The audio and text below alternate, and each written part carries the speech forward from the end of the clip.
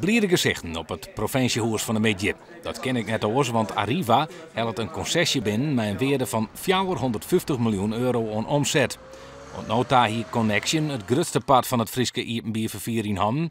En Arriva wie alleen nog op de Waardeilanden actief. En op het spoor van Zels. Maar nu pakt de vervierder een groot pad van Friesland waarom. In Noord- en Zuidwest-Friesland, op Schiermonnikoog en het Lijouwerstaatsvervier.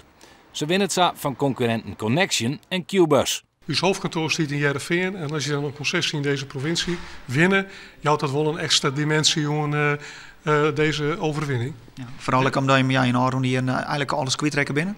Nou, alles nog net helemaal, maar wel een aantal concessies. En dat wordt altijd zeer, zeker als je hoofdkantoor hier ziet. Dus meesten die wennen er en die zullen het allemaal leedwezen doen. Het is belangrijk dat we dat nou weer terugpakt hebben. Alle chauffeurs van Connection gaan in mei naar Arriva. Er worden er 190 nieuwe bussen aangeschaft. Boven dat zullen de staatsbussen ten op green gas rijden. En op Skier komen elektrische bussen. Arriva gaat alles op alles zetten om de concessie weer om te krijgen. En de provincie krijgt meer dan ze wonen. En houden ook nog wat geld door.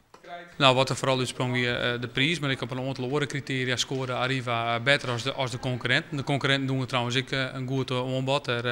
Daar kon ik heel goed naar zien. Alleen Arriva wie gewoon de beste. Goed genoeg hiermee en hier eigenlijk leven nog wel meer behandeld? Nee, we hebben wat meer gekregen dan dat we vregen. Ik zal net verhelen dat we hier scherp in skreun hebben. Deze is voor u van eminent belang. We willen paradepaadjes hebben. Dat zijn multimodale concessies, gebieden waar we met treinen en bussen rijden. En dit is een van de gelegenheden die zich voordoet in de komende jaren. Dus we wonen pakken. Dus we hebben er op uw manier scherp, maar wel verantwoord in skreun. Ja, dus wel wat minder verdienen de komende jaren? Nou, dat is ook net zeggen, want ik verwacht wel dat we meer reizigersverviering in. De nieuwe concessie gaat eind dit jaar in.